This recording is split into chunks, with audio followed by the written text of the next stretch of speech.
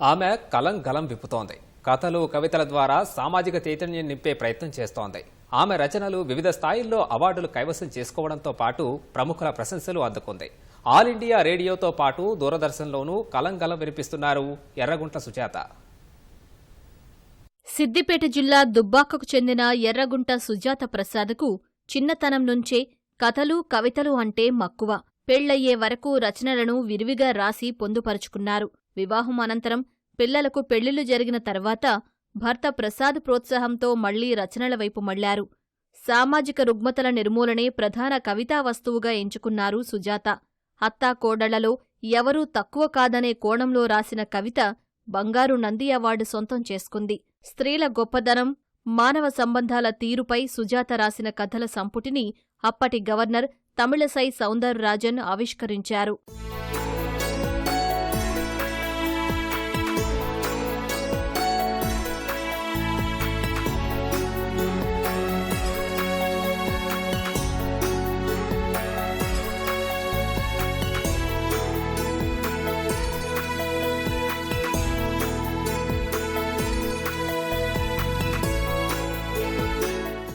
కవయిత్రి నైనందుకు కాబోలు, కల్మషం లేని పసిపాప నవ్వు నుండి పండు ముత్తైదువ చెప్పే ముందు జాగ్రత్త చర్యలను పడతులకు ఉపదేశంగా రాస్తాను.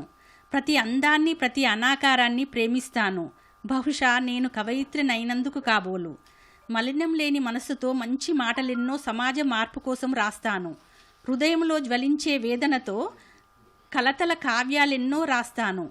ప్రకృతిలోని అందాలకు పరవశించి సున్నితమైన పదాలతో రాస్తాను. అన్యాయాలను ఎండగట్టే అక్షరాలను నిప్పు కణికల్లా మార్చి రాస్తాను. 2001 నుంచి ఆల్ ఇండియా రేడియోకు కథానికలు రాస్తూ కవితలను నేరుగా వినిపించేవారు. హైదరాబాద్, వరంగల్ ఆకాశవాణి కేంద్రాల్లో కథలను వినిపించారు. 2021లో గుప్పెడు గుండెను తడితే శీర్షికతో రాసిన కవితా సంపుటిలో 51 అంశాలపై కవితలు, 2023లో రెప్ప వెనుక స్వప్నం శీర్షిక సంపుటిలో 10 కథలు రాశారు. రెప్ప వెనుక స్వప్నంలో ప్రస్తుతం సమాజంలో కుటుంబ, మానవ సంబంధాలపై రాసిన పుస్తకం ప్రశంసలందుకుంది. ఎమ్మెల్సీ కవిత ఈ పుస్తకాన్ని చదివి బాగుందని కితాబిచ్చారు. కవితల ద్వారా సమాజంలో చైతన్యం తీసుకురావాలనే దృక్పథంతో తన వంతు ప్రయత్నం చేస్తున్నట్లు సుజాత తెలిపారు. సమాజాన్ని చైతన్యపరచాలని, ఆడవాళ్లలోన గాని ఎవ్వరి బాధలు కూడా వాళ్ళని అందరినీ ఇట్లా చైతన్యపరచాలని ఇప్పుడు నేను ఎంఎస్ సైకాలజీ చేస్తున్నా. అంటే ప్రతి కవిత మా హృదయాలు కదిలిస్తుంది అని అన్నారు. అందుకని నేను గుప్పడి గుండెను తడితే అని పేరు పెట్టుకున్నా. తర్వాత రేపు ప్రతి ఆడపిల్ల మంచి కలలు కంటే మంచి భర్త దొరకాలి, నాకు మంచి భవిష్యత్తు ఉండాలని కలలు కంటది కదా. ఆ కలలు అన్నీ నిజం కావాలని ఆడవాళ్ళ గురించి ప్రత్యేకంగా రెప్ప వెనుక స్వప్నం అన్న కథల పుస్తకం తీశాను.